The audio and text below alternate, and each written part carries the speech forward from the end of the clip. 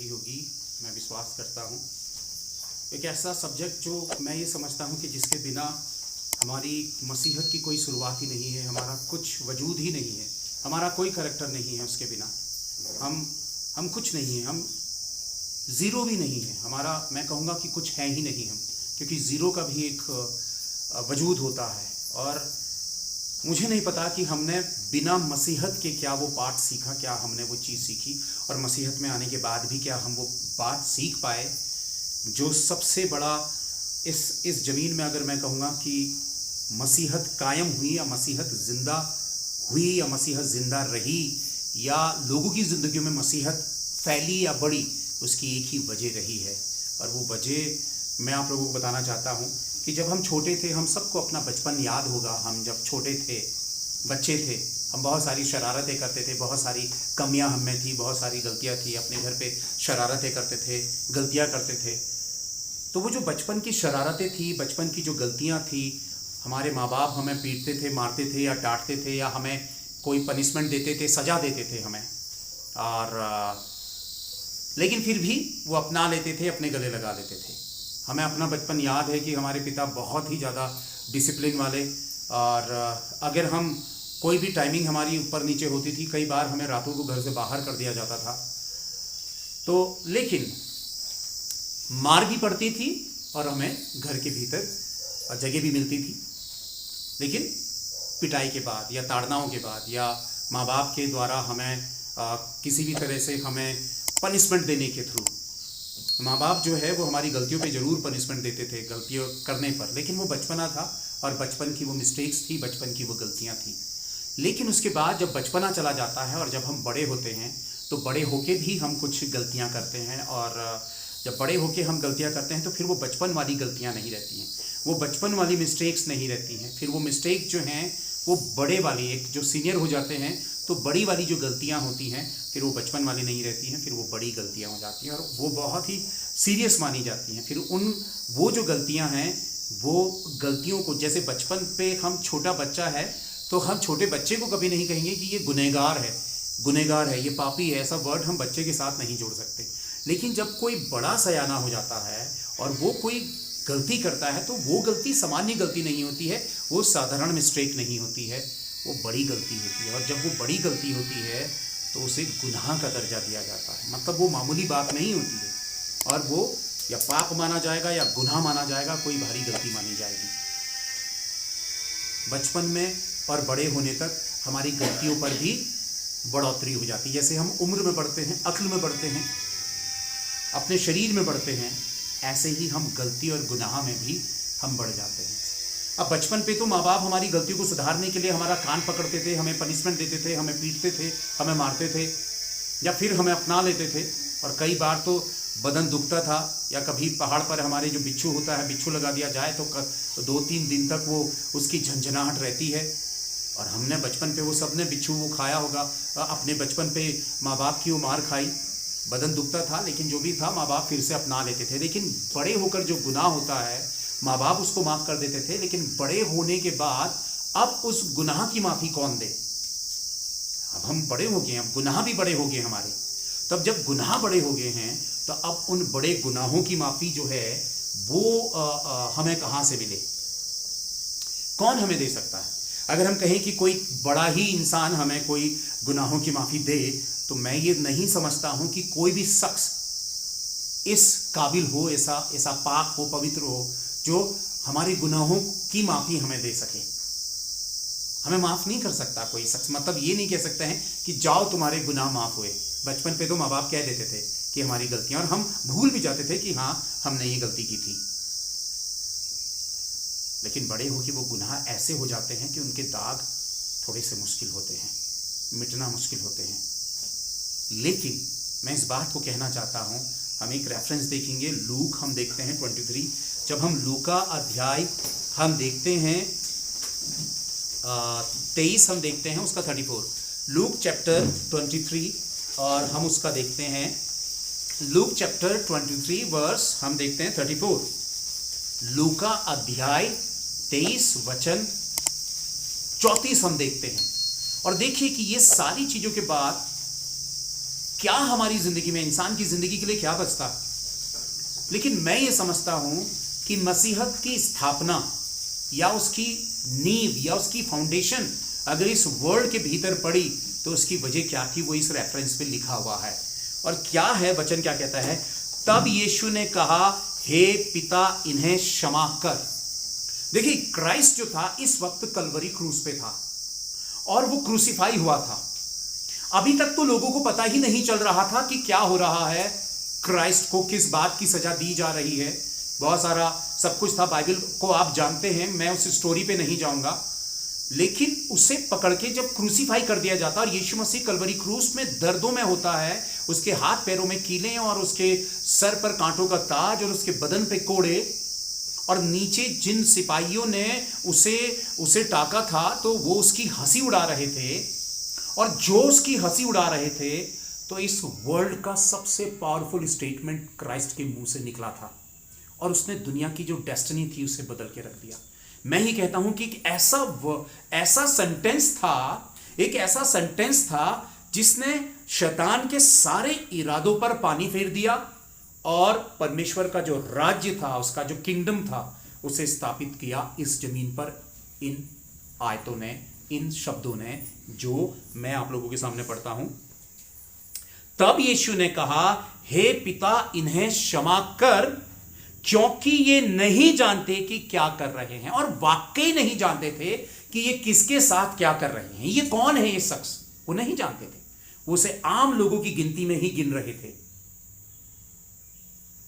अभी कल मैंने एक छोटा सा वीडियो देखा, कोई बड़ा आईएएस ऑफिसर था और कोई बिना हेलमेट के कोई यंग बच्चे जा रहे थे, कुछ ऐसे उसकी हरकतें करते हुए स्टंट कर रहे थे, तो उसने जाकर उन्हें रोकना चाहा। कोई एक हस्बैंड वाइफ ने सड़क के किनारे ठेला लगाया था और वो हस्बैंड वाइफ जाकर वो तो उन्हें पता ही नहीं था कि वो तो सिविल ड्रेस में था, और जाकर उन्होंने उसको आईएएस ऑफिसर को पीट दिया।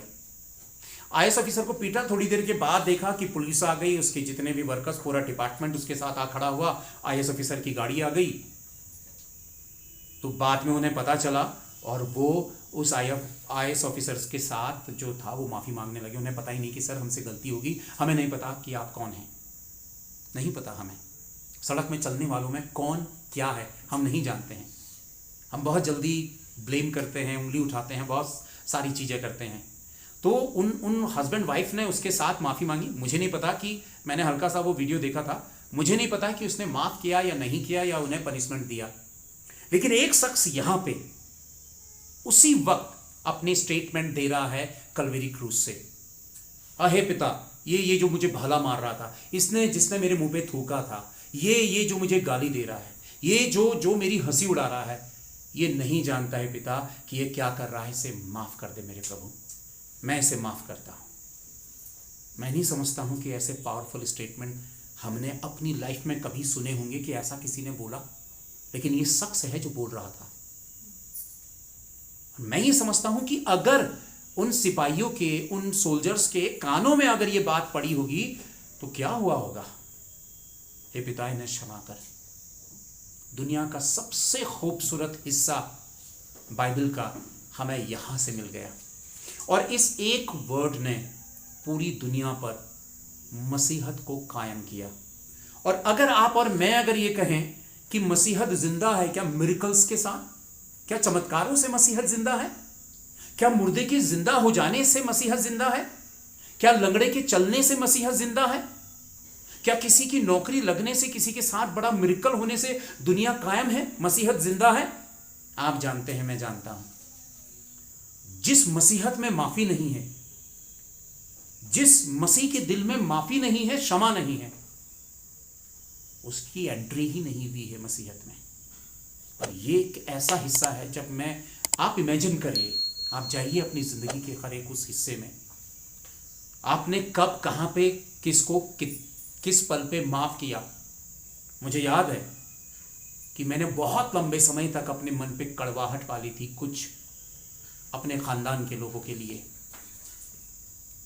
क्योंकि जब मैं घर से निकल गया था तो उन्होंने फैमिली को टॉर्चर किया, बेटा ये ईसाई बन गया है, फलाना हो गया, उन्होंने रिश्ते नाते तोड़ दिए, बहुत कुछ किया, परिवार को परेशान किया।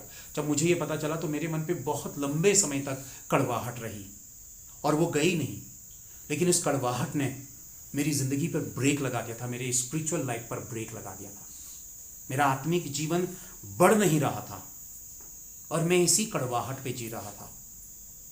मुझे याद है, मुझे वो डेट याद नहीं है, लेकिन जब मैंने रिलीज़ किया था, जब मैंने अपने दिल से वो कड़वाहट का वो गंदगी अपने में से निकाली थी, जिस दिन मैंने कहा कि हे पिता मैं इन्हें माफ़ करता हूँ, उस दिन मैंने परमेश्वर की उपस्थिति और उसके आत्मा की उपस्थिति को और बड़े तौर पर अपने साथ महसूस किया। हमारी ज़िंदगी, मसीहत की ज़िंदगी, मसीही लोगों की ज़िंदगी यही है। यीशु ने कहा कि दुनिया में मुझे क्लेश हुआ तो तुम्हें भी होगा। मैं भी पीड़ाओं से होकर गुजरा और कलवरी क्रूज से वो मसीहत का सबसे बड़ा लेसन हमें सिखा रहा था। देखो मैंने माफ़ कर रहा हूँ, मैंने माफ़ कर रहा हूँ। माफ़ी जो है वो एक मसीह की, मसीहत की, एक मसीह व्यक्ति की, एक क्रिश्चियन बंदे की, एक बिलीवर पर्सन की सबसे पावरफुल हथियार है। क्षमा करना, माफ करना, माफ करना। जैसे ही आप माफ करते हैं, आप यीशु मसीह के साथ गहरे रिश्ते में आ जाते हैं। देखिए, मैं ये बताना मांग रहा हूं और आप लोग मेरी बात पर यकीन करेंगे। यीशु ने कलवरी क्रूज से क्या कहा था? हे पिता, यीशु ने क्या कहा था? हे पिता इन्हें क्षमा कर, क्योंकि ये नहीं जानते हैं कि ये क्या करते हैं। यीशु मसीह के माफी वाले स्टेटमेंट ने ही क्राइस्ट को परमेश्वर के राइट साइड में किया। यीशु मसीह के स्वर्ग के डोर ओपन होने के ये स्टेटमेंट थे। अगर यीशु मसीह जमीन पर उन लोगों को माफ नहीं करता, मैं ये विश्वास करता हूं और आप भी विश्वास करेंगे कि ना ही वो यीशु मसीह कहलाता और ना ही वो पिता की दाहिनी ओर जा बैठता हेवन पे। तो हेवन पे जा पहुंचने की वजह क्या थी? ये स्टेटमेंट, हे पिता इन्हें, हालेलुया, इन्हें माफ कर। बहुत कठिन होता है, कई बार हमें बहुत कठिन होता है, जिन्होंने हमारा दिल दुखाया, हमें चोट दी है। दुनिया सख्त जान है, कठोर है। या आपके आसपास की दुनिया हो, आपके अपनी फैमिली में ही लोग हों, आप बिलीवर हैं, वो बिलीवर नहीं है, वो किसी ना किसी तरह से आपको टॉर्चर कर देंगे, आप पर उंगली उठाएंगे या आपको नीचा दिखाएंगे। अगर आप कहते हैं कि मैं मसीह का हूं, देखिए, हेवन की, स्वर्ग के राज्य में जाने की, हेवन पे जाने की जो है वो है माफी, क्षमा। और अगर हमने इसमें प्रैक्टिस कर ली, इसमें हम काम करेंगे, मैं ये विश्वास करता हूं आपका मेरा रैप्चर है, आपके मेरा हेवन पे जाना है, क्योंकि हम वो काम कर रहे हैं जो काम करके यीशु मसीह हेवन पे गया। अगर वो माफी नहीं देता, मैं नहीं विश्वास करता कि हम अभी इस वक्त इस जगह पर यीशु मसीह की महिमा कर रहे होते।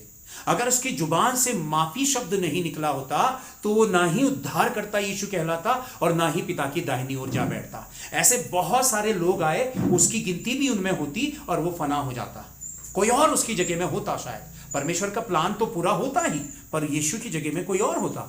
लेकिन यीशु ही था, वो इसलिए था क्योंकि उसने उस दर्द में, उस पेन में, उसी ताजा उस सिचुएशन पर ही उसने माफ किया। उसने कहा इन्हें क्षमा कर। आज रिश्तों के खत्म होने की वजह क्या है? आज कोई क्यों बदले की भावना रखता है? क्यों किसी को गिराने की फीलिंग्स रखता है?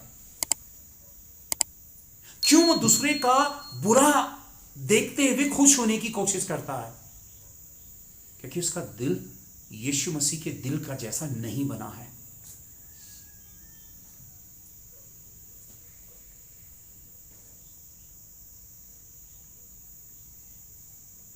अगर आप यीशु मसीह को महसूस नहीं कर रहे हैं कई समयों से, अपने दिल पर झांकिए। आपका कितना ही बड़ा एनिमी क्यों ना हो, आपका कितना ही बड़ा शत्रु क्यों ना हो, आपको छोड़ना पड़ेगा उसे, अपने भीतर से उसे आजाद करना पड़ेगा। क्योंकि जितना आप उससे माफी के वर्ड आपके मुंह से नहीं निकलेंगे, आप खुद के लिए परेशानी खड़ी करने की वजह बनेंगे। आप जिएंगे जरूर, उठ रहे हैं, बैठ रहे हैं, जी रहे हैं, चल रहे हैं।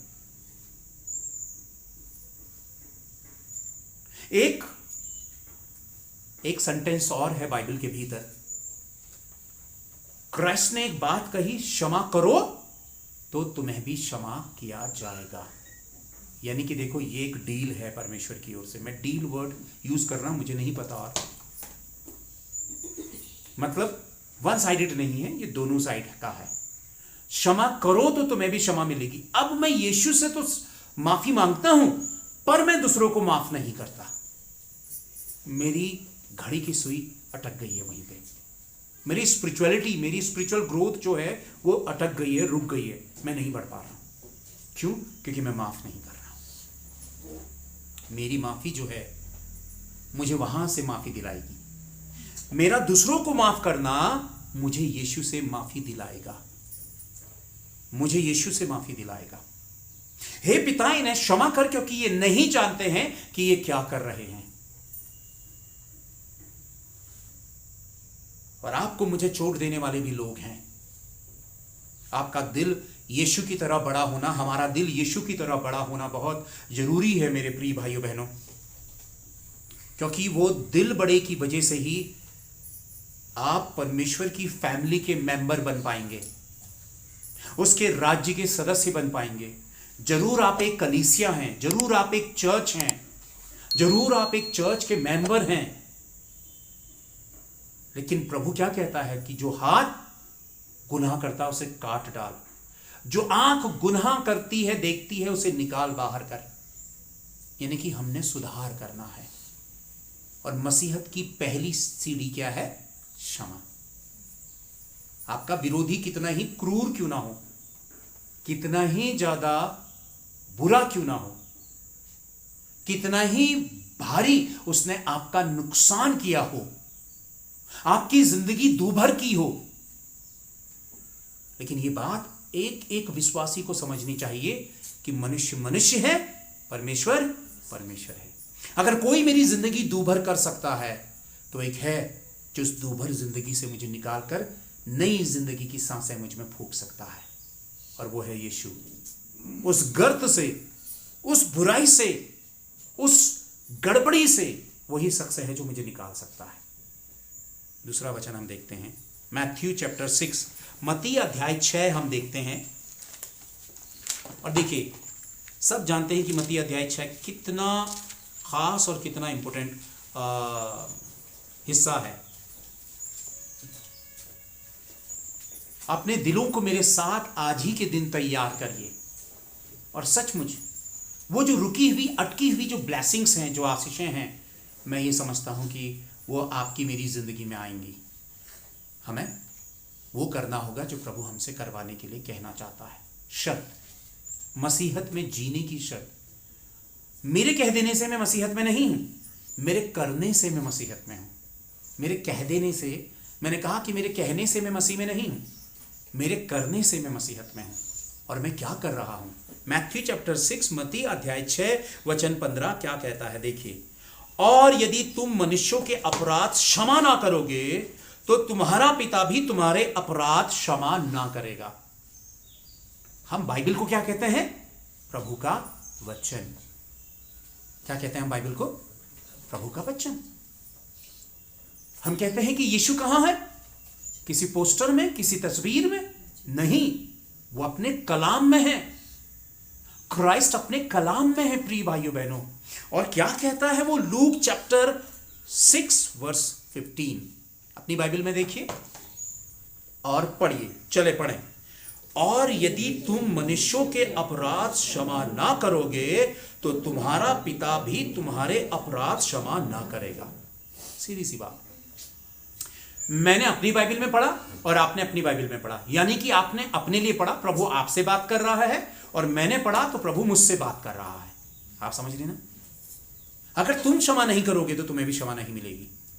और आप जानते हैं, अनुग्रह यानी कि ग्रेस, अनुग्रह यानी कि ग्रेस, और ग्रेस का मतलब है दया। ग्रेस का मतलब है दया। प्रभु हम पर क्या करता है? दया। प्रभु हम पर दया करता है कब?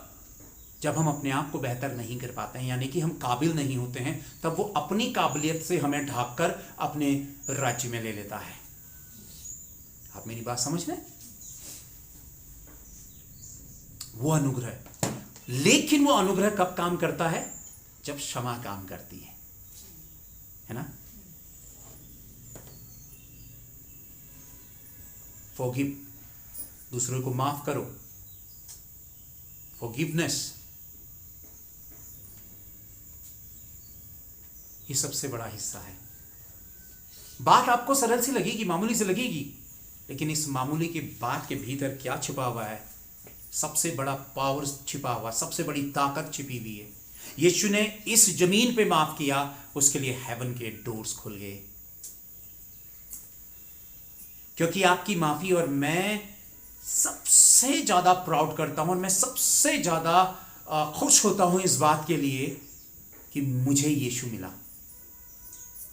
मुझे जितनी बार सोचूं, मुझे उतनी बार खुशी होती है, मुझे उतनी बार इतना खुशी मिलती है, इतना आनंद मिलता है कि मैं बाकी हर जिंदगी की तकलीफें भूल जाता हूं जब मैं ये सोचता हूं कि मुझे कौन सा शख्स मिल गया, कितनी खूबसूरत तरीके से वही शख्स है जो इंसानी करैक्टर को एक सीख देता है, एक शिक्षा देता है, और हमें एक बेहतर, अपना अगर बेटा कहता है तो बेटा जैसा बनाता भी है। वो हमें बेटा बनाना चाहता है इस जमीन में, ताकि दुनिया प्राउड करे ना करे, वो कह सके स्वर्गदूतों से हेवन पे कि वो देखो, वो मेरा बेटा है। इतनी तकलीफों के बाद भी वो माफ कर रहा है। जाओ, मैं तुम्हें माफ करता हूं। और उसके थ्रू अगर मैंने माफ नहीं किया तो ऑटोमेटिकली ही मेरी माफी अटक जाएगी। यानी कि आपने अगर किसी को माफ नहीं किया है तो समझ लीजिए कि प्रभु ने भी आपको माफ नहीं किया है। अगर मैं कहीं पे गलत हूंगा तो मुझे टोक देना। आप में से कोई भी अगर मैं गलत बोलने जा रहा हूं तो मुझे टोक देना। मैंने कहा कि अगर हमने किसी को माफ नहीं किया है तो ये परमेश्वर की ओर से भी हमें क्षमा नहीं मिली। और अगर आपने उद्धार पाया, ठीक है, अगर आपने उद्धार पाया, लेकिन उद्धार पाने के बाद जीवन भी तो चलता है ना। हम संसार के साथ टकराते हैं, उठते बैठते हैं, अच्छे बुरे लोग हमें मिलते हैं, लेकिन एक मोड़ पर आकर हमने माफी देना बंद कर दिया, हमने माफ करना बंद कर दिया। और जिस मोड़ पर हमने माफ करना बंद किया, अगर मैं गलत हूंगा मुझे टोक देना, जहां पे मैंने माफ करना बंद किया वहां से मेरी माफी भी खत्म हो गई। यानी कि परमेश्वर की ओर से भी मुझे माफ नहीं किया जाएगा। अब जब मैंने माफ नहीं किया तो प्रभु ने भी मुझे माफ नहीं किया, तो क्या मेरा उद्धार मुझ में बना है? मेरा उद्धार तो मुझ में नहीं बना। इसीलिए मैं कहना मांग रहा हूं कि क्या मेरा उद्धार मुझ में बना रहेगा? क्या मेरा साल्वेशन मुझ पे बना रहेगा जब मैंने माफी नहीं दी? यानी कि मैंने अपने उद्धार को क्या कर दिया है? गवा दिया है। खो दिया नहीं, गवा दिया। इसलिए बाइबल आपको मुझे कितना खूबसूरत पाठ पढ़ाती है। मैं सबसे अच्छा इंसान मसीहत में कब होता हूं? जब मैं बहुत अच्छे अच्छे काम करता हूं। मैं ये समझता हूं कि सबसे अच्छा इंसान वो होता है जो दुनिया को माफ करता है। हमने अपने शहर को, अपने पड़ोसियों को, अपने रिश्तेदारों को, अपने अजीजों को, अपने शत्रुओं को, अपने दुश्मनों को, अपने खिलाफ बुरी बात करने वालों को, हमारे खिलाफ बुरा कानाफूसी करने वालों को, हमारा बुरा चाहने वालों को हमने माफ करना है। क्योंकि केवल परमेश्वर के चाहने से ही होता है, किसी के चाहने से कुछ नहीं होता। कईयों ने चाहा कि आप प्रभु में ना रहें, लेकिन आप प्रभु में हैं। शैतान ने चाहा कि आपका जीवन समाप्त हो जाए, लेकिन आपका जीवन बना है। शैतान ने आपको मिटा देना चाहा, लेकिन प्रभु ने आपको कायम रखा है। शैतान ने आपके हलक से आपकी जान निकालनी चाहिए, लेकिन खुदा ने चाहा कि जान हलक में ही रहे और आप हैं। लेकिन सारी बातों की वजह क्या है? जो खुदा ने चाहा वो सच हुआ। खुदा की बात सच्ची है। यानी कि हेवन का फेवर आपके साथ आ खड़ा होता है जब आप माफ करते हैं। कुछ क्षणों के लिए, कुछ सेकंड्स के लिए आंखें बंद करें प्लीज, और सीरियसली अपने दिल की गहराई में उतर जाइए। और इस पल जिसने आपके नाक में दम किया हो, जिसने आपका बहुत बुरा चाहा हो, जो आपके साथ बिल्कुल सही ना हो, जिसने आपके दिल को चोट दी हो, जिसने आपकी इंसल्ट की हो, जिसने आपको नुकसान पहुंचाया हो, जिसने आपको बहुत बुरी तरह से परेशान किया हो या आपको चोट दी हो, आपका मन कड़वाहट से भरा है, आप उसके बारे में सोचिए। और दूसरी तरफ यीशु के बारे में सोचिए। जिन लोगों ने यीशु को टॉर्चर किया था और कलवरी क्रूस से यीशु मसीह उन्हें माफ कर रहा था, तो आप कंपेयर करिए कि आपको टॉर्चर करने वाले और यीशु के टॉर्चर करने वालों में कितना बड़ा फर्क है। तब आपके लिए दूसरों को माफ करना आसान हो जाएगा, क्योंकि आपका प्यार बड़ा हो जाएगा। मेरे साथ बोलिएगा, जो मैं बोल रहा हूं मेरे साथ बोलिएगा। हे यीशु, मेरे दिल को, मेरी सोच को तैयार कर, मेरी हेल्प कर कि मैं अपने सताने वालों को माफ कर सकूं। और ये काम सिर्फ आपकी मदद के थ्रू हो सकता है। प्रभु यीशु, पवित्र आत्मा मेरी मदद करे, ताकि मैं इस माफी वाले काम को पूरा कर सकूं और कुछ भी मेरे भीतर अधूरा ना छूटे।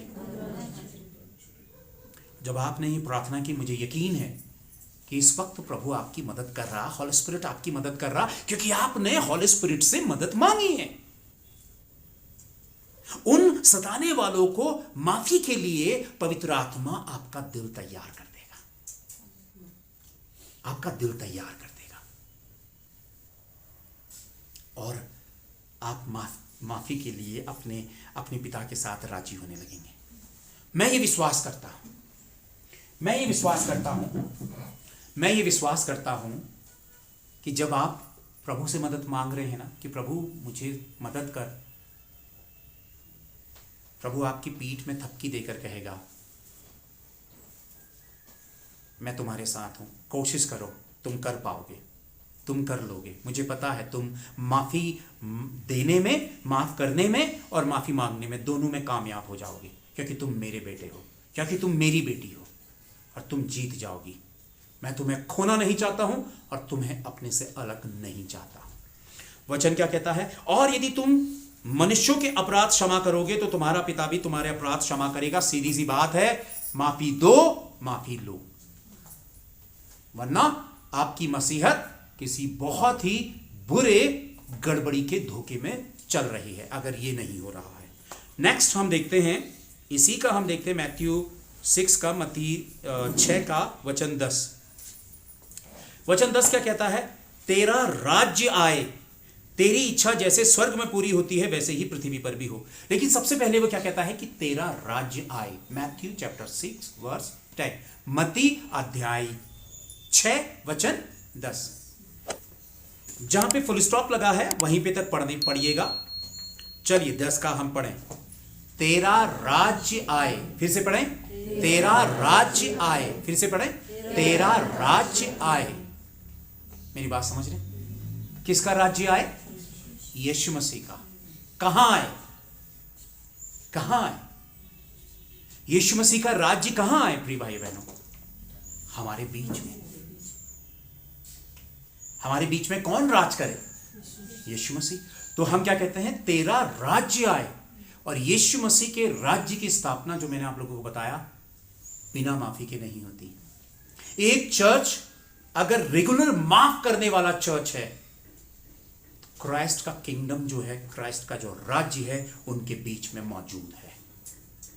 और जो चर्च माफ करने वाला नहीं है, जो बिलीवर्स माफ करने वाले नहीं हैं, जो अपने मन में कड़वाहट पाले हुए हैं, क्राइस्ट उनके बीच में काम नहीं करेगा। कई बार आप सोचेंगे कि क्यों प्रभु तेरी उपस्थिति मुझसे दूर हो गई, क्यों मैं होली स्पिरिट को महसूस नहीं कर पा रहा हूं, आखिर वजह क्या है? एक छिपी हुई वजह है, आपको शायद नहीं पता कि कोई ऐसा शख्स है छिपा हुआ जिसको आपने माफ नहीं किया, और बिना माफी के रिजल्ट्स नहीं है। तो किंगडम जो है, खुदा का जो राज्य हमारे बीच में आएगा, यीशु मसीह से हम कहते हैं वेलकम होली स्पिरिट, हम सॉन्ग गाते हैं, स्वागत पवित्र आत्मा, प्रभु हम आपका स्वागत करते हैं, यीशु मसीह आपका स्वागत करते हैं। हमने जुबान से तो स्वागत कर दिया है, लेकिन हमने दिल से क्षमा नहीं किया है, माफ नहीं किया है। जो शख्स अपने विरोधियों को माफ नहीं करेगा, उसके घर के भीतर यीशु की और उसके आत्मा की एंट्री नहीं होगी। अगर मैं सही नहीं हूं तो आप ट्राई करके देख लीजिए। क्यों बेचैनी महसूस होती है अपने ही घर पे? आप अपने ही घर के भीतर चार दीवारियों में क्यों डरते हैं? क्यों हारा हुआ महसूस करते हैं? क्यों बेचैनी महसूस करते हैं? क्योंकि उस घर के भीतर अक्षमा रह रही है, और अक्षमा के साथ दुष्टता रह रही है। यीशु मसीह आना चाहता है, लेकिन जब तक वहां से माफी बाहर नहीं निकलेगी, तब तक यीशु अंदर नहीं आएगा। अगर आप चाहते हैं कि यीशु मसीह आपकी जिंदगी में, आपके घर के भीतर आए, तो आपको माफ करना होगा। नेक्स्ट हम रेफरेंस देखते हैं, इसी का वचन 12, और जिस प्रकार हमने अपने अपराधियों को क्षमा किया है, वैसे ही तू भी हमारे अपराधों को क्षमा कर। मुझे एक बात बताइए, दुनिया में ऐसा कौन सा शख्स है? ये वो प्रेयर है जो क्राइस्ट ने हमें करना सिखाया है। हमारे खुदा तू जो आसमान में है, लोग दुआ करते हैं, हमारे पिता तू जो स्वर्ग में है, तेरा नाम पवित्र माना जाए, तेरा राज्य आए, तेरी मर्जी जैसे स्वर्ग में पूरी होती है वैसे इस पृथ्वी पर भी हो। और मर्जी पूरी होने के लिए क्या है? उसका राज्य, और उसके राज्य के लिए क्या है? माफी। उसके लिए जगह बनाओ, और बिना माफी के लिए, यीशु के लिए आप अपनी जिंदगी में जगह नहीं बना सकते जब तक आप दूसरों को माफ नहीं कर रहे हैं। वचन 12 क्या कहता है? और जिस प्रकार हमने अपने अपराधियों को, है ना, और जिस प्रकार हमने अपने अपराधियों को क्षमा किया है, वैसे ही तुम भी, सही पढ़ रहा हूं ना? और जिस प्रकार हमने अपने अपराधियों को क्षमा किया है, वैसे ही तुम भी हमारे अपराधों को क्षमा कर। हाँ, और जिस प्रकार तू भी, इसमें थोड़ा सा फर्क लिखा है, तू भी हमारे अपराधों को क्षमा कर। हमने तो माफ कर दिया मेरे खुदा। कौन शख्स कह सकता है कि मैंने गुनाह नहीं किया? कौन शख्स कह सकता है कि मैं गुनहगार नहीं हूं? कौन शख्स कह सकता है कि मैंने गलती नहीं की अपनी जुबान से, अपनी आंखों से, अपने कानों से, अपने व्यवहार से? कई बार हम किसी को गुनहगार बनाकर उससे घृणा और उससे नफरत करते हैं। हम आकलन कर लेते हैं कि ये गंदा इंसान है, ये बुरा इंसान है, और हम उसके लिए एक सोच बना लेते हैं, और उसी नजरिए से हम उसको देखते हैं। और जब हम उसको वैसे देखते हैं तो प्रभु हमको भी उसी नजरिए से देखता है। जब हमारी नजरों पे, अरे यार देखो कितना गंदा इंसान है, जब उस इंसान को पता चलेगा कि सामने वाला कह रहा है कि अरे देखो कितना गंदा पापी इंसान आ रहा है, उसे पता चलेगा तो उसे कैसा लगेगा? बहुत बुरा। ऐसा ही अगर मैं सुन लूं, यीशु मसीह मुझसे कहे, ओ देखो ये गंदा, बहुत ही गंदा भद्दा इंसान आ रहा है, मुझे भी बुरा लगेगा। परमेश्वर के लोग इस दुनिया को गलत साबित करने के लिए नहीं चुने गए। आपकी रचना दुनिया का न्याय करने के लिए नहीं हुई है। आप दुनिया को गलत कहने के लिए नहीं चुने गए हैं। आप दुनिया के गलत होने पर उसे माफ करके उसके लिए प्रार्थना करने के लिए चुने गए हैं, क्योंकि ये दुनिया परमेश्वर की है। अगर आप सोचते हैं कि इस कमरे के भीतर आकर आप सेफ हो गए हैं और प्रभु बहुत खुश है, तो उसका वो वचन याद करी कि 99 जो उसकी जो शिप्स थी, भेड़ें जो थी, वो भीतर थी, एक खोई हुई थी और वो बेचैन था, वो एक के पीछे पागल था, 99 के साथ खुशी नहीं मना रहा था। उस उड़ाव पुत्र के बारे में सुनिए, उसके पिता के बारे में सुनिए, उसने सब कुछ उड़ा पुका दिया था, बाप का दिल उसी के साथ था। और जैसे ही बेटा अपना रियलाइज करके ये एहसास करके घर के भीतर आया, पिता ने उसको सबसे अच्छा खाना पीना दिया और अच्छे कपड़े उसको पहनाए। जब हम गुनाहों की माफी के साथ ऐसे ही आते हैं ना वापस, तो खुदा जश्न मनाता है। खुदा हमें टॉर्चर नहीं करता है। जब वो पाप में जो औरत पकड़ी गई थी, उसके गुनाहों को गिन गिन के यीशु मसीह ने दुनिया को नहीं बताया। हम सब गुनहगार हैं। तो जब मैं गुनहगार हूं, जब मेरी आंख में लट्टा है, तो मैं दूसरे के तिनके को कैसे निकाल सकता हूं? हे खुदा, मुझे तैयार कर कि मैं दूसरों की कमियों की ओर को नहीं, बल्कि तेरे रहम की ओर को देख सकूं। परमेश्वर का रहम हमें बनाता है।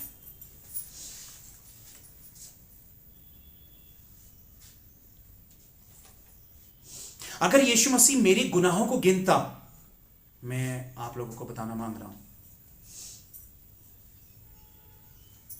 तो मैं कहीं सड़ रहा होता इसी दुनिया में। और क्या हम में से एक भी शख्स यहां पे बैठा हुआ होता अगर यीशु मसीह कहता कि तू गुनहगार है?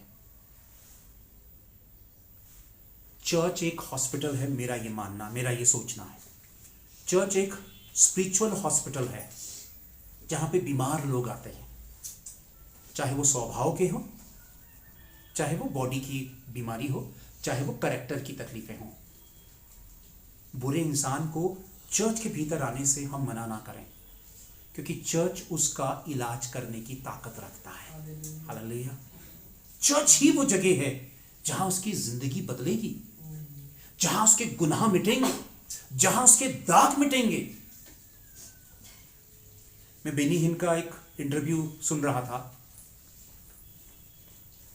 70 के टाइम की वो बात बता रहे थे कि जब वो बहुत ही सामर्थ्य से भरे हुए थे, एक शहर पर उन्हें जाना था और वो मीटिंग पे गए, और जिस कमरे पर वो ठहरे हुए थे और उनका सामान रखा था, मीटिंग उनकी शुरू होने वाली थी। जब वो वहाँ गए तो कुछ हिप्पी टाइप के जो लोग होते हैं, चर्सी जो लोग होते हैं, हंसी लोग जो नशा करते हैं, तो वो टेप कंधे पे लगाए हुए, ये बाल और ये टैटू वैटू बनाए हुए वो लोग नशा कर रहे थे वहाँ। तो बेनी इनकी मीटिंग शुरू होने वाली थी और उन्होंने देखा कि यार मेरी मीटिंग शुरू होने वाली है और ये लोग यहाँ पे किस तरह का पूरी तरह से नशे में चूर हैं, नशा कर रहे हैं, और उन्होंने बिल्कुल रॉक सॉन्ग्स लगाए हैं और वो अपनी अपनी ही पागलपंती वाली धुन में हैं। बेनी इनको बहुत दुख सा हुआ। खैर चलो, वो वहाँ से निकले और अपनी मीटिंग उन्होंने शुरू की। थोड़ी देर बाद देखा वो जो बेवड़े थे वो बेवड़े फ्रंट में आ गए। मीटिंग इतनी बड़ी चल रही है और बेवड़े फ्रंट में आ गए। नशेड़ी, एक नशेड़ी तो बहुत ज्यादा नशे में था, और प्रभु ने उनसे कहा कि इनके लिए प्रेयर करो, इनको निकालना मत, इनके लिए प्रेयर करो। और खास उस नशेड़ी के लिए उन्होंने प्रेयर की और नशेड़ी से कहा कि जाओ लोगों के लिए चंगाई की प्रार्थना करो, हाथ रखो। और वो जितनों पे हाथ रखता वो गिरते और हील होते। यानी कि वो नशेड़ी जो था उसकी जिंदगी वहां से बदल गई। परमेश्वर है। उस चर्च के भीतर उस नशेड़ी के थ्रू जो है बहुत सारे लोग चंगे हो गए। मेरा और आपका तरीका अलग है, परमेश्वर का तरीका अलग है। चर्च एक हॉस्पिटल है जहां आत्मिक इलाज होता है, जहां हमारे कैरेक्टर्स बनते हैं, जहां हमें बनाया जाता है। अगर यहां पे सारे पवित्र लोग आने लगे, हम कहेंगे कि बिल्कुल पवित्र लोग आए, तो जो हमारे कैरेक्टर हैं वो फरीसी और शास्त्री जैसे हो जाएंगे, जो क्राइस्ट के समय के जो मंदिर के जो पुजारी लोग थे। प्रॉब्लम उन्होंने तो क्रिएट की थी, और यीशु मसीह सीधे मुंह बात ही नहीं करता था उनसे। तो हम में और उनमें क्या फर्क रहा?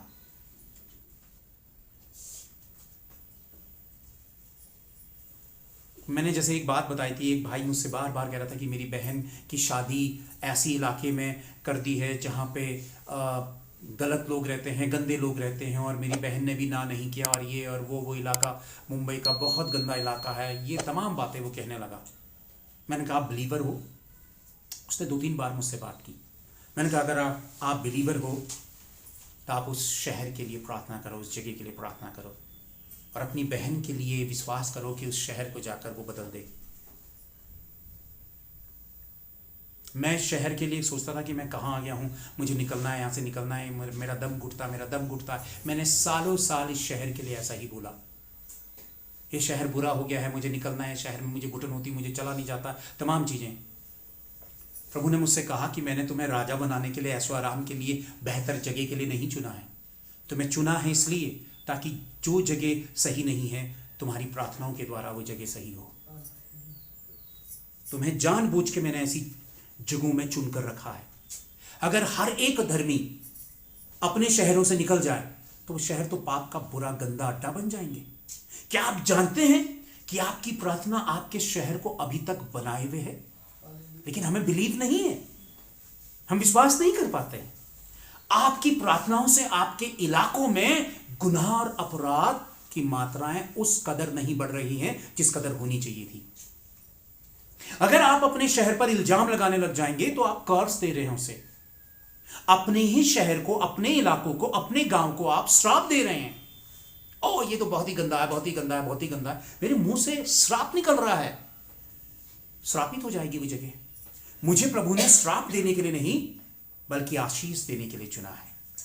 मेरे साथ बोलिएगा प्लीज, अपना हाथ उठाइए, राइट हैंड, और अपने शहर को याद करिए और कहिए, हे यीशु मसीह, मैं आपके नाम से मैं अपने शहर को ब्लेस करता हूं।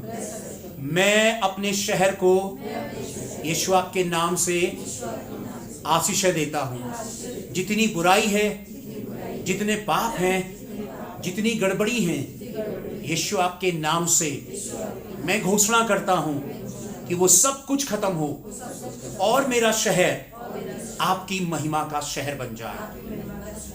आमीन। यही तो देखिए, धर्मी लोग अपनी पावर नहीं जानते हैं। हम लोग सेल्फिश दायरे के डिब्बे में बंद हो जाते हैं। मेरा मेरा मेरा मेरा, मेरी माँ, मेरा पिता, मेरा भाई, मेरी बहन, मेरे घर, मेरा पर, फलाना मेरा, फलाना मेरा, फलाना। हम छोटे से डिब्बे में बंद हो जाते हैं। प्रभु ने हमें बहुत बड़े कामों के लिए चुना है। जब हम विश्वास से कदम आगे बढ़ाएंगे तो हमारे चारों ओर के हालात बेहतर होंगे। हमको बुराई करने के लिए नहीं बल्कि बुराई के ऊपर जीत हासिल करने के लिए परमेश्वर ने चुना है। तो आप कौन हैं? बुराई के ऊपर जीत पाने वाले परमेश्वर के एक शख्स हैं, चुने हुए शख्स हैं। अंधकार की आत्माएं उन जगहों से निकलेंगी जिस जगह में आप रहते हैं, जिस इलाके में आप रहते हैं। मैं आपको बताना चाहता हूं, वो इलाका ऑटोमेटिकली ही लोगों के भीतर खौफ पैदा कर देगा।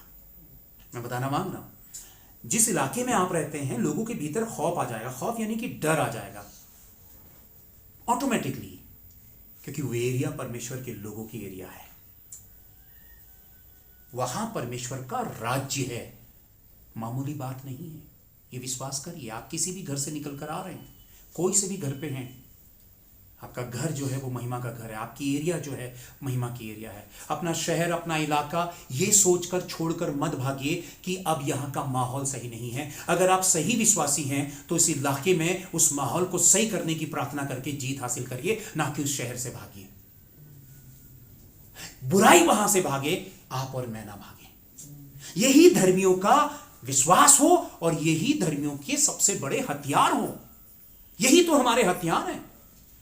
अगर एक धर्मी भागने लगा, जिस दिन एक बिलीवर बुराई से भागने लगा, समझ लो मसीहत खत्म हो गई।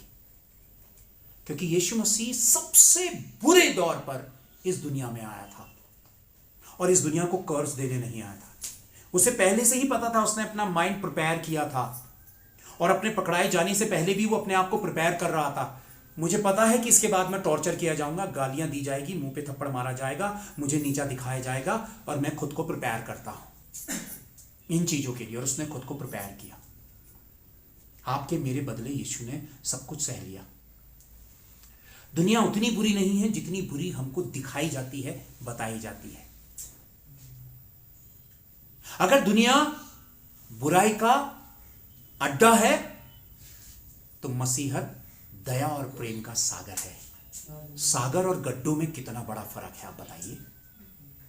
परमेश्वर क्या कहता है वचन में कि परमेश्वर दया का सागर और प्रेम की, क्षमा की खान है। क्षमा की खान है। खान यानी कि जिसकी गहराई है ही नहीं, जितना जाओ वो उतना गहरा होता चला जाता है। मैं कई बार सोचता हूं कि खुदा तूने मुझे खड़ा किया मेरे गुनाहों को क्षमा करके, क्या मेरे गुनाह क्षमा किए जाने वाले थे? नहीं थे। लेकिन एक शख्स है जो क्षमा करके हमें योग्य बना देता है। हम नेक्स्ट देखते हैं 12 के बाद मैथ्यू चैप्टर 7। इसी के पीछे एक पन्ना आप पलटाइए और देखिए वचन क्या कहता है। वचन क्या कहता है? नंबर 7 का हम 1 से पढ़ते हैं। दोष मत लगाओ कि तुम पर भी दोष ना लगाया जाए, क्योंकि जिस प्रकार तुम दोष लगाते हो उसी प्रकार तुम पर भी दोष लगाया जाएगा, और जिस नाप से तुम नापते हो उसी नाप से तुम्हारे लिए भी नापा जाएगा। यानी कि दोष मत लगाओ अपने शहर को, अपने इलाके को, लोगों को दोषी मत ठहराओ, क्योंकि लोगों में अगर कमियां पाई जाती हैं, आपको लोगों में कमियां दिख रही हैं, मैंने कहा ना, हम में अगर लोगों में कमियां दिख रही हैं तो परमेश्वर को हम में कमियां दिख रही हैं। मेरी बात को समझिएगा। अगर हमें लोगों पर कमियां दिख रही हैं, हमें अपने पे तो कमियां नजर नहीं आएंगी, लेकिन हमें लोगों पर कमियां नजर आ रही, और अगर मुझे लोगों पर कमियां नजर आ रही हैं तो परमेश्वर स्वर्ग से मेरी कमियों को देख रहा है, और अगर मैं लोगों पर दोष लगा रहा हूं तो ऑटोमेटिकली ही मैं दोषी ठहराया जा रहा हूं, क्योंकि दोष लगाना ही दोष है। दोष लगाना ही एक दोष है, और मैं दोषी ठहर गया। मैंने कितनों को बुरा कह दिया, मेरी जुबान से न जाने कितनों के लिए गलत निकल गया, मैंने न जाने कितनों के लिए क्या क्या नहीं बोल दिया। लेकिन जब मैं रियलाइज करता हूं कि अरे ये तो गलत है, उसी वक्त मेरी माफी मेरे खुदा के सामने निकलनी चाहिए। और यीशु ही एक ऐसा शख्स है जो कहेगा कि कल आना, नहीं कहेगा चलो 1 घंटे के बाद आना, मैं सोचता हूं कि तुम्हें माफ करूं या नहीं। उसी वक्त माफी मिलती है, माफी उसकी मुट्ठी में रहती है। जैसे ही आप प्रभु के पास गए, माफी रिलीज करते, प्रभु मैं माफी मांगता हूं दिल से, जा मैंने तुझे माफ किया। और ये दौर लंबे समय तक नहीं रहेगा, क्योंकि प्रभु का आना नजदीक है। हम रोमन्स देखते हैं। मैं झट से इसे कंप्लीट कर देता हूं।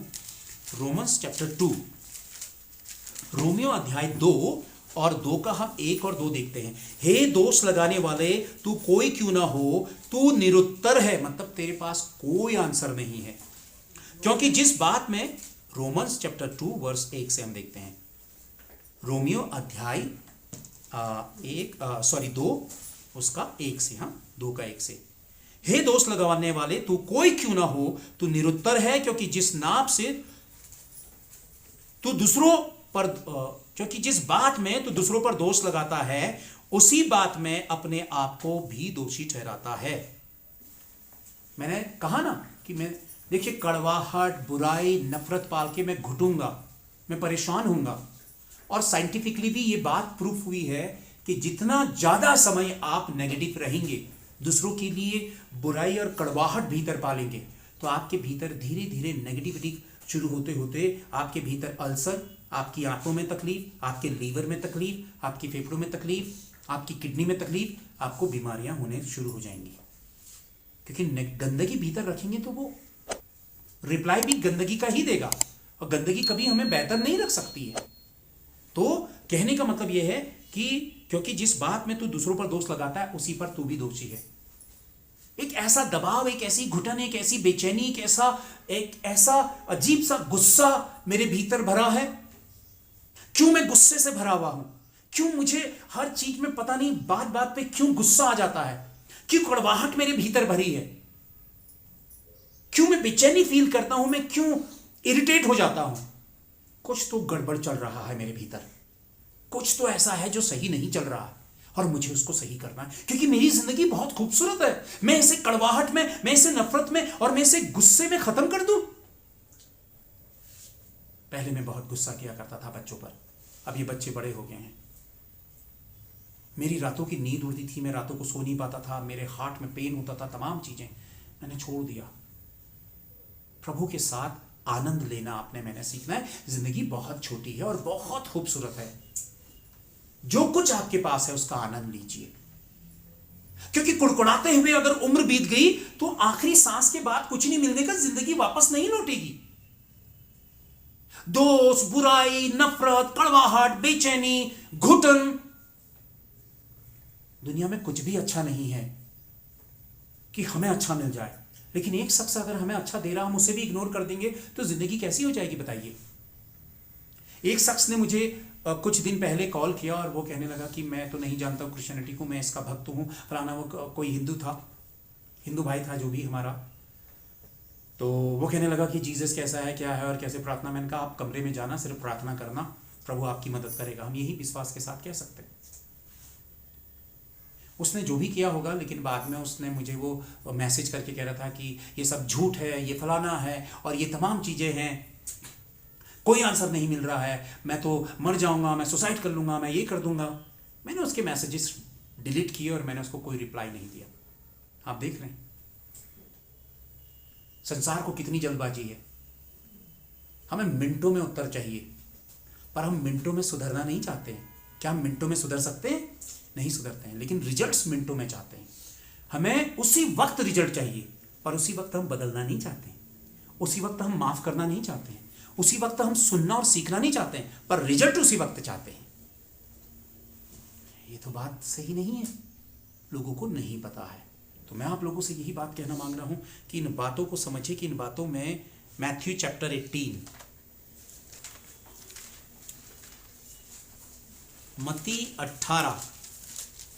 मत्ती 18 हम देखते हैं, उसका 21 और 22।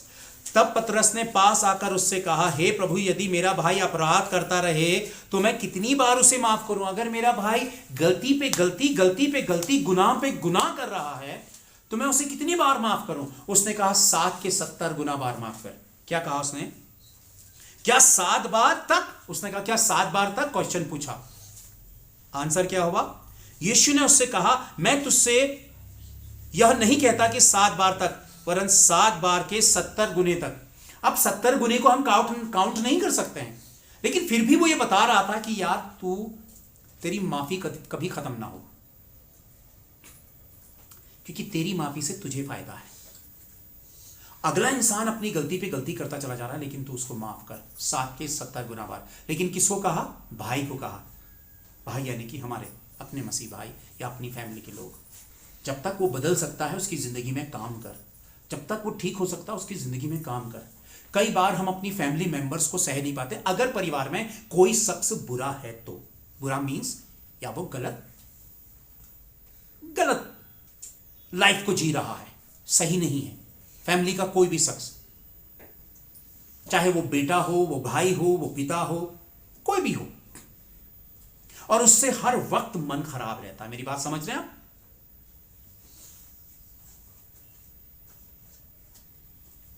उसे माफ करा। क्यों मैं कह रहा हूं? उसकी गलती में सुधार नहीं हो रहा है, उसकी कमियों में सुधार नहीं हो रहा है, लेकिन आप उसे माफ करो। क्यों? क्योंकि जितनी बार आप माफ करते चले जाएंगे, शैतान का कब्जा उसमें नहीं होने पाएगा, शैतान उसे अपनी ग्रिप पे नहीं पकड़ पाएगा, शैतान के इरादे कामयाब नहीं हो पाएंगे, क्योंकि शैतान रिश्तों के बीच में टकराव पैदा करना चाहता है, कड़वाहट ले आना चाहता है, रिश्तों को खत्म कर देना चाहता है। माफ करता हूं मैंने कई बार बताया ना, मैंने अपने छोटे भाई को माफ करा, मैंने उसे माफ करा। मैं आपको बता नहीं सकता हूं कि उसकी जिंदगी में इतनी बड़ी तब्दीली आई, सोच भी नहीं सकते। जो वो बिलीवर नहीं है, जब गैर विश्वासी की जिंदगी में बड़े बदलाव आ सकते हैं, तो हम बिलीवर्स की जिंदगी में कितने बड़े बदलाव नहीं आ सकते। आप सोचिए, इमेजिन करिए, क्योंकि वो फ्रस्ट्रेट होकर पीने लगा था, मुझसे छोटा,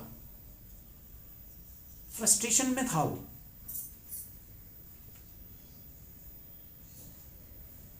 और हम दोनों उसे तलाश रहे थे। मैंने सोचा था कि मैं हॉकी से उसके पैर तोड़ दूंगा, मैंने ये सोचा था, लेकिन प्रभु ने मुझे अपने प्यार से भर दिया। उसके पैर तोड़ने के बजाय मैंने उसको सीने से लगाया, और हम दोनों उसे लेकर आए अपने पास, बहुत प्यार, सम्मान, सारी चीजें दी। शैतान तुझे कामयाब नहीं होने देंगे। वो रात भर ये सोचते रह गया कि यार मैंने तो इतनी भारी गलती की है, इन्होंने तो मुझे इनाम दे दिया मेरी गलती पर, ऐसा तो मैंने कभी देखा नहीं। पर ऐसा लेसन तो केवल क्राइस्ट ही सिखा सकता है, ऐसा तो एक ही शख्स हो सकता है, यीशु मसीह। अगर तू इतनी बड़ी गलती करेगा तो मैं इतना बड़ा प्यार लुटाऊंगा, अगर तू इतनी बड़ी गलती करेगा मैं उससे दुगना प्यार लुटाऊंगा। तेरी गलती हारेगी, मेरा प्यार जीतेगा। तेरे गुनाह हारेंगे, मेरा प्यार जीतेगा। और वहां से उसकी जिंदगी बदल गई। उसने 4 साल तक तैयारी की और उसका सिलेक्शन हुआ गवर्नमेंट जॉब पे, सेलेक्ट हो गया, अपनी जॉब कर रहा है। मैं सिर्फ एक एग्जांपल बता रहा हूं आप लोगों को। अपनों को अपने आप से अलग मत करिए। हो सकता है कि बहुत कुछ उनके दिल और जहन पर चल रहा हो जो वो आपसे शेयर ना करें। हो सकता है उनकी जिंदगी में कुछ और ही तूफान चल रहा हो जिसको वो आपसे शेयर ना कर सके, बांट ना सके। फैमिली में कुछ ऐसी चीजें होती हैं कई बार कि एक दूसरे के लिए रिस्पेक्ट होती है, एक आदर होता है कि हम एक दूसरे से खुलकर वो बातें बता नहीं पा रहे हैं। हो सकता है अपने ही मन पे रखे हुए है। आपका प्यार उसके अकेलेपन के ऊपर जीत हासिल करने की ताकत बन जाएगा। उसको ये लगेगा कि यार मैं अकेला नहीं हूं, मैं अकेली नहीं हूं, मेरे ऊपर हाथ रखने वाला कोई शख्स है, मेरी बुराइयों पर भी मुझे प्यार करने वाला कोई शख्स है। आपका प्यार जीतना चाहिए, आपकी नफरत नहीं। और जितना आप प्यार जताएंगे, जितना आप माफ करेंगे, बुरा है ये इतना आसान नहीं है, इतना इजी नहीं है। मेरा कह देना इजी है, लेकिन आपके घर पे अगर वैसी ही हालात पैदा हो और वैसी एक्टिविटीज हो जो बिल्कुल सही नहीं हो, और फिर भी आपने अपना दिल तैयार करके अपनापन और प्यार जताना है, यीशु का नाम लेते हुए ये काम करिए। प्रभु मैं तेरे नाम से कर रही हूं, तेरे नाम से कर रहा हूं। मुझ में ये ताकत नहीं है कि मैं इस बुरे को देखते हुए भी इसको सह सकूं, लेकिन तूने सहा तो मुझे भी ताकत दे कि मैं भी सह सकूं। और आप देखिएगा वो बदलाव जो आप सालों से नहीं देख पा रहे हैं, ये तरीका अपना कर देखिए, वो बड़े चेंजेस आपको नजर आने लगेंगे। हालेलुया। बहुत बड़े चेंजेस नजर आने लगेंगे। एक दूसरे को अलग मत करो, क्योंकि रिश्ते वैसे ही छोटे हो चुके हैं। रिश्तों में कुछ नहीं रहा आज के समय में, सिर्फ एक सेल्फिश मोटिव के लिए रिश्ते रह गए हैं। इंसान की सोच ही वैसी तब्दील हो गई है, बदल गई है कि मतलब है तो ठीक है, मतलब नहीं है तो कुछ नहीं। मेरी सेल्फिश दुनिया है, मेरी अपनी दुनिया है। आपको टूटन होगी, आपको तकलीफ होगी कि यार आप तो दिल से प्यार करते हैं लेकिन सामने वाला सेल्फिश है, लेकिन फिर भी प्यार करिए। आपका प्यार वो सागर है जो क्राइस्ट ने आपको दिया है। आप में कमी नहीं होनी चाहिए, क्योंकि आपको प्रोवाइड कर रहा आपका बाप। उसको देने में कमी मत करिए, क्योंकि अभी बाप के पास हाथ फैलाएंगे वो फिर से आपको भर देगा। लेकिन जिनके पास नहीं है वो जीरो हो गए। गुनाह इस दुनिया में बढ़ने की वजह क्या है और आप सब जानते हैं। प्यार खत्म हो चुका है, इसलिए गुनाह और नफरत ने जगह ले ली है। लेकिन याद रखिए, प्यार अभी भी वही ताकत रखता है। प्यार अभी भी वही ताकत रखता है जो बिगिनिंग पे रखी थी, शुरुआत पे रखी थी। और परमेश्वर की मोहब्बत ने इस दुनिया को आज भी जिंदा रखा है। मैथ्यू इसी का हम 35 देखते हैं। इसी प्रकार यदि तुम में से हरेक अपने भाई को मन से क्षमा करे, किससे क्षमा करे? मन से माफ करे, तो मेरा पिता जो स्वर्ग में है तुमसे भी वैसा ही करेगा। कितनी खूबसूरत लाइन है। मतलब अगर ये श्योरिटी है कि अगर आपने अपने भाई को दिल से माफ कर दिया है, तो फिर प्रभु के पास आपके ऊपर लगाने के लिए कोई इल्जाम नहीं है। आप पर कोई इल्जाम नहीं लगाया जाएगा। आपके सारे इल्जाम जो है खारिज कर दिए गए, क्योंकि आपने अपने भाई को, बहन को, किसी को भी क्या कर दिया है? माफ कर दिया है। मतलब पूरी जिंदगी हम किस बात से डरते हैं बताइए परमेश्वर के सामने? कहीं मुझसे ये गलती तो नहीं हो गई, कहीं प्रभु मुझे रिजेक्ट तो नहीं कर देगा, कहीं प्रभु मुझे ठुकरा तो नहीं देगा। लेकिन मेरा माफ करना ही मेरे लिए एक श्योरिटी हो गई है कि कोई गुनाह नहीं है मेरा, क्योंकि मैंने माफ किया है, इसलिए प्रभु ने मुझे 100% माफ कर दिया। ये श्योरिटी परमेश्वर दे रहा है। आखिरी वचन में रखता हूं, 1 जॉन, पहला यूहन्ना चैप्टर 1 हम देखते हैं, उसका वचन हम 8 देखते हैं। यदि हम कहें कि हम में कुछ भी पाप नहीं, तो अपने आप को धोखा देते हैं। इससे आगे नहीं पढ़ूंगा मैं। बस इसी क्वेश्चन को अपने भीतर रखिए। यदि हम ये समझते हैं कि हम में कोई पाप नहीं, तो हम अपने आप को क्या दे रहे हैं? धोखा। और अपने आप को धोखा देने का मतलब दुनिया का सबसे बड़ी बेवकूफी है कि इंसान पूरी जिंदगी अपने आप को धोखा देकर जी रहा है। कोई और आपको धोखा देगा तो आप उस पर उंगली उठाएंगे, लेकिन आप तो खुद के ही धोखे में जिंदगी जी रहे हैं। और वो धोखा क्या है? मैं गुनहगार नहीं। और हर किसी के अंदर ये गलतफहमी रहती है, मैं तो सही हूं, मेरा पॉइंट तो सही है, मैं अपने आप से तो सही हूं। और जब हम सही है कहते हैं तो ही हम गलत होते हैं। वो किसको धोखा दे रहा है? अपने आप को। अपने आप को धोखा देना एक कितनी बड़ी बात है, क्योंकि आप उससे बचकर भाग नहीं सकते हैं। धोखेबाजों से, जो आपको कोई दूसरा धोखा देगा, आप उससे दूर निकल सकते हो, अपने आप से भाग सकते हो। मैं खुद को धोखा दे रहा हूं, मैं जहां जाऊंगा मेरा धोखा मेरे साथ चलेगा। तो अगर ये कहना कि मैं गलत नहीं हूं, दुनिया गलत है, तो ये अपने आप को धोखा देना है। हम सब में कमियां हैं और हम सब में खामियां हैं। मेरी आप सबसे एक रिक्वेस्ट है, हम सब इंसान हैं, हमसे नहीं हो पाता है झट से कि हम क्राइस्ट की तरह उसी वक्त माफ कर दें या उसी वक्त वो कर दें, क्योंकि मन को बुरा लगेगा, चोट पहुंचेगी, दिल को बुरा लगेगा। लेकिन कुछ पल याद करने के बाद ज़्यादा समय तक वो कचरा अपने डोर के भीतर मत लाइए, बुराई अपने भीतर मत लाइए। ये प्रैक्टिस करिए कि प्रभु मैं माफ़ कर सकूं, मैं क्षमा कर सकूं, मैं दूसरे को पूरी तरह से अपना केस खुदा के हाथों में दे सकूं। आपकी मेरी ज़िंदगी बहुत खूबसूरत है जो यीशु मसीह ने बनाई है। और सबसे खूबसूरत हिस्सा है माफ़ी का, जो हम एक दूसरे को करते हैं और एक दूसरे से मांगते हैं। आंखें बंद करें और दिल से आज मैं चाहूँगा, आपके सताने वाले आपके इर्द गिर्द हो सकते हैं, आपके आसपास आपके सताने वाले हो सकते हैं, जहां आप जॉब करते हैं, जहां आप रहते हैं, आपके घर के भीतर हो सकते हैं, आपके खानदान में हो सकते हैं, आपकी समाज के बीच में हो सकते हैं, कहीं पर भी हो सकते हैं। आज मैंने अपने प्रभु की इच्छा का जैसा बनना है। अगर यीशु ने क्षमा करके, जब यीशु ने माफी मांगी, यीशु ने जब क्षमा किया, माफ किया, तो उसको हेवन मिला, तो ऐसे ही मुझे भी माफ करके हेवन ही मिलेगा। बिना माफी के कुछ नहीं है। बहुत सारे दिल दुखाने वाले एक बार फिर से याद करिए, जितनों ने आपको चोट दी पैदाइश से लेकर अब तक, पैदाइश के बाद से लेकर अब तक, चाहे वो माँ बाप हो, चाहे भाई बहन हो, चाहे दोस्त हो, यार हो, कोई भी ऐसे हो, कोई ऐसे फ्रॉडी हो, किसी ने फ्रॉड किया हो, बहुत कुछ किया हो, बहुत कुछ है, और कई ऐसे जिनको हम माफ नहीं कर पाए। एक बार फिर से मैं चाहता हूं कि मेरे साथ इसी बात को दोहराइएगा और बोलिएगा, पूरे दिल से अपने मन को तैयार करिए। हे पवित्र यीशु, मैं अपने हर एक गुनाह की जो मैंने किए हैं, उन गुनाहों को आपके सामने मानने में मैं नहीं शर्माता हूं। मैं मानता हूं, मैं स्वीकार करता हूं कि मैंने आपकी दृष्टि में गुनाह किए हैं।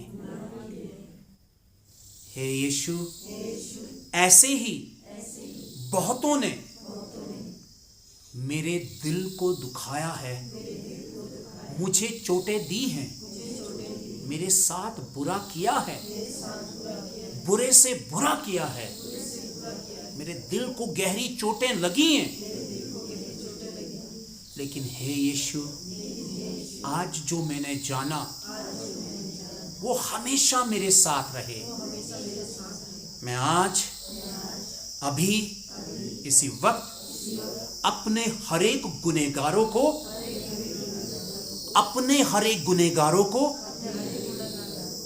यीशु आपके नाम से माफ करता हूं।